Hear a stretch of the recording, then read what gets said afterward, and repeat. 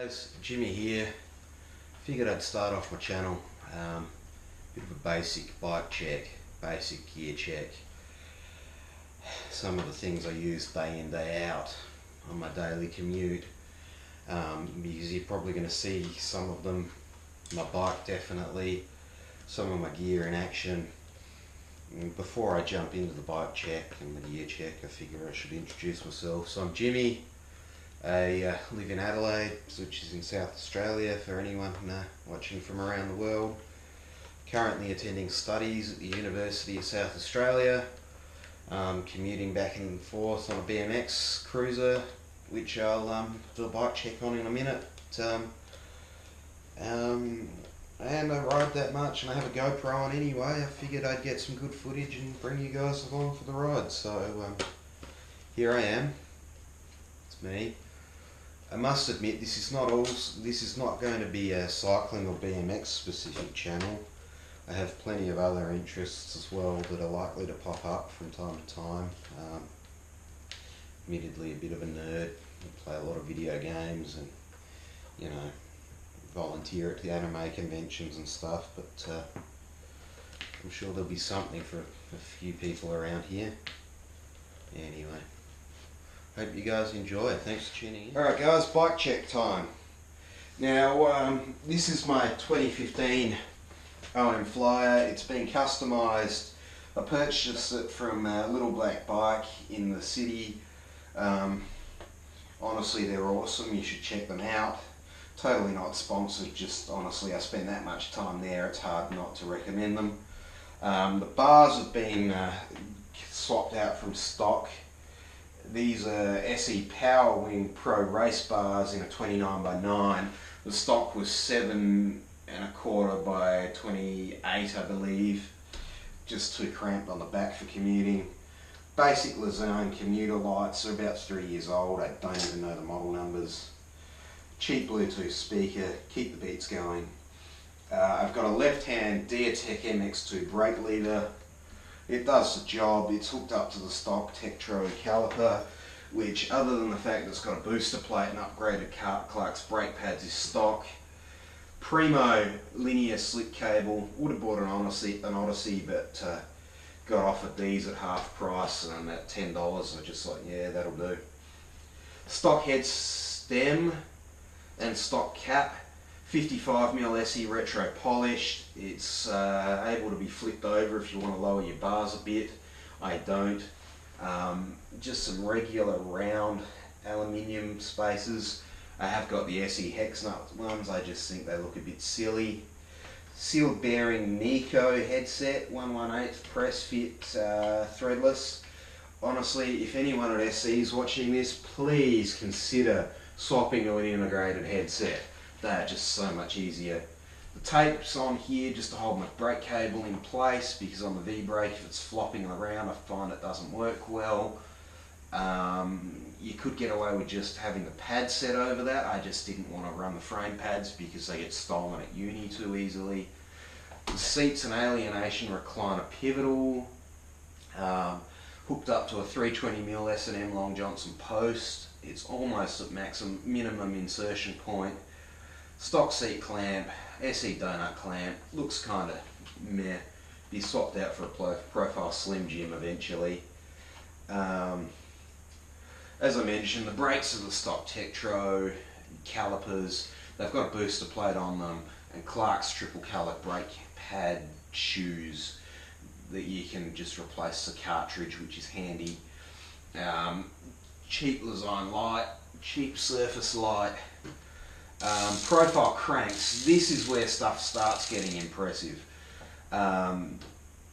These are 180mm long profile retro cranks. They're a reissue of the original 1980s, down to having a solid bottom bracket spindle, Brownman bolts, and the old school square arms with the sticker on them.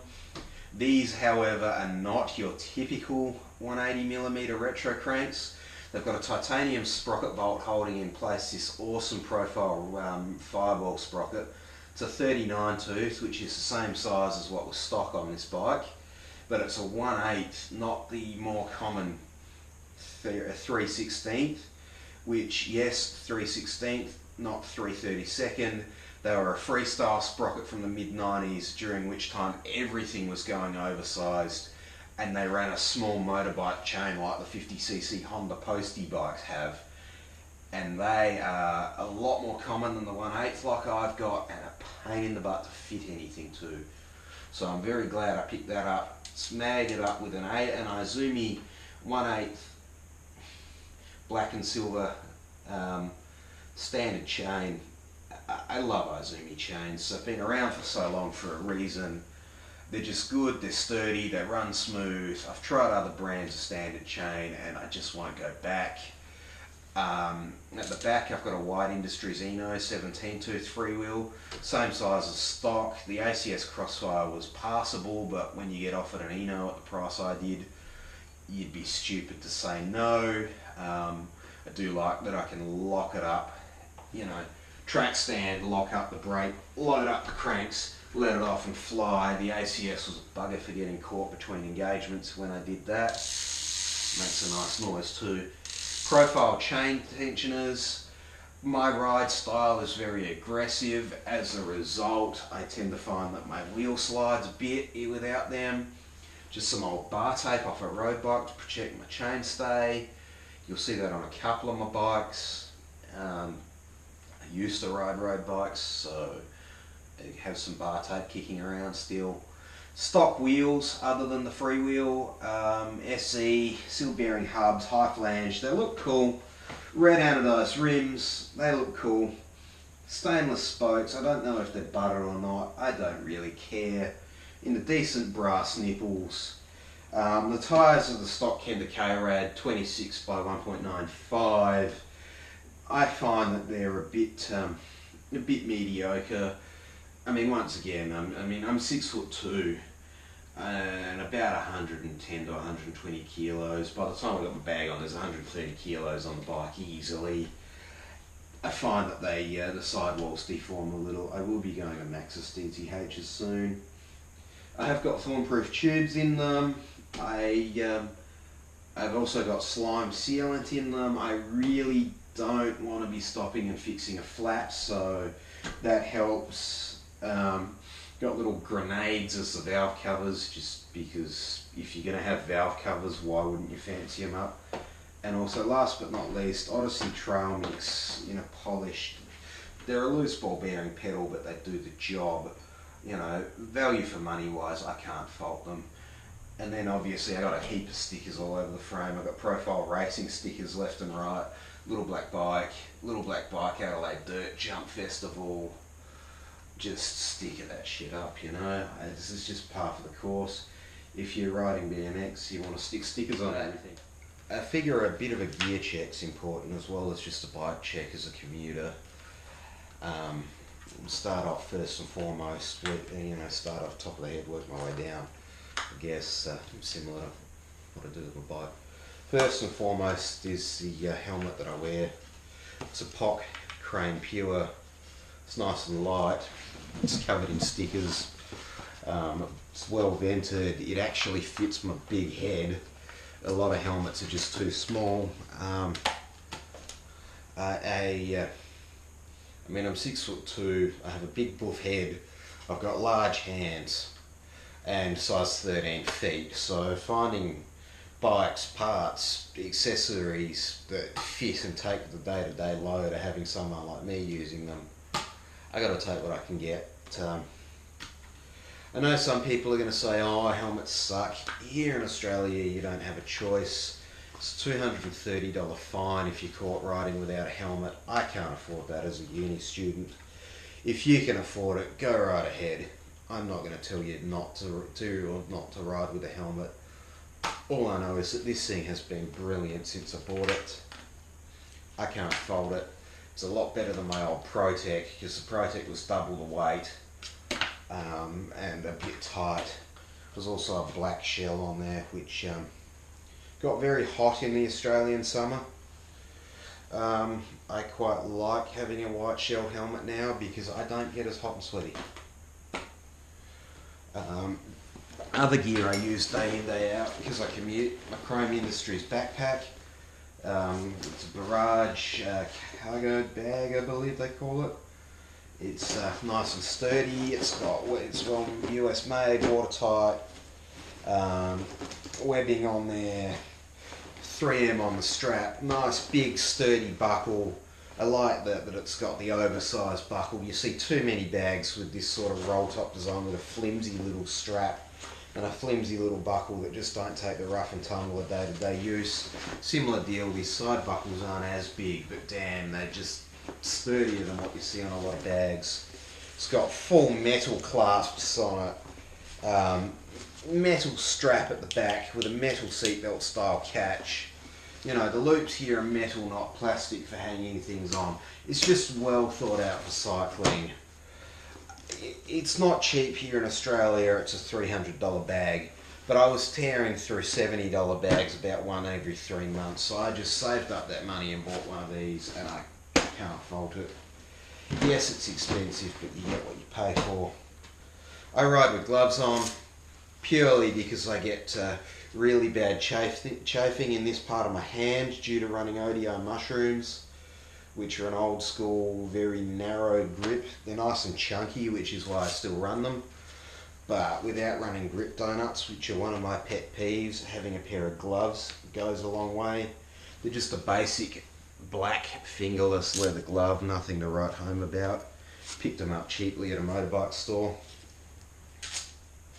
Now, other equipment I use daily that I don't necessarily carry with me. Topeak Joblo Sport Series 2 track pump. It's got an extended workshop hose kit on there. After my smart head broke, or twin head, I replaced it with the hose kit. I could have fixed the original one. I've still got it here just in case. But I wanted that extra 6 inches of hose. It makes a difference. Sabrosa shield lock and an Avis padlock and chain. They get used every day on uni campus. I'm honestly at the point of just leaving them there, so I'm not carrying them because they are admittedly quite heavy. And then in terms of being self-sufficient, I carry a mini pump. This is one that was on my road bike. My good general purpose one broke. I'll be replacing that soon.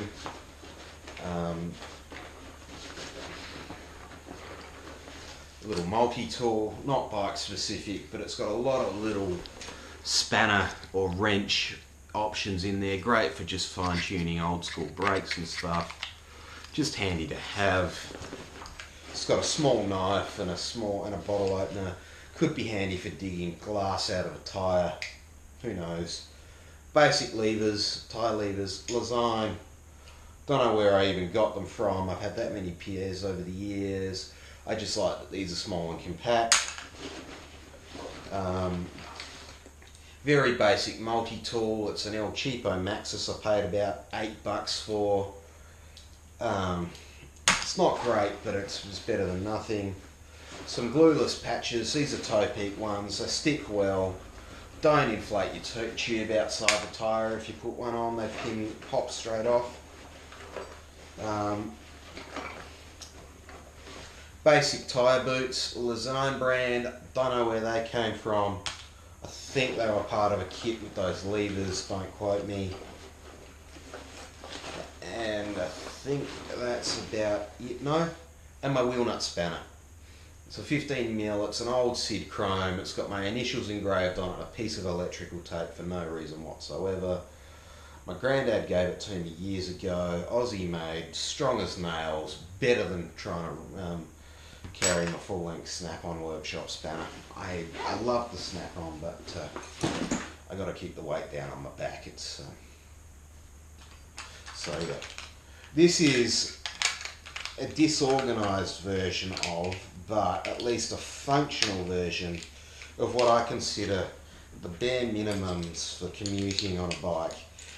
With the exception of the spanner, if you ride a bike with quick release wheel nuts, axles, not nuts, axles, you probably won't need a spanner, but this is all crucial gear.